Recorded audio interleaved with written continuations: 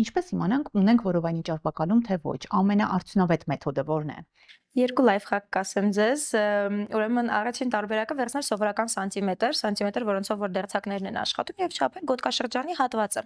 Կանանց մոտ նորման 80-ից 85 սանտիմետր է, տղամարդկանց մոտ մինչև 95 սանտիմետր, նորման մինչև կանանց մոտ արդեն ստացվում է 90, տղամարդկանց մոտ 100, արդեն որ ունենք խնդիր, դրանից բարձր պետք է ուշադրություն դարձնել։ Եվ երկրորդ տարբերակը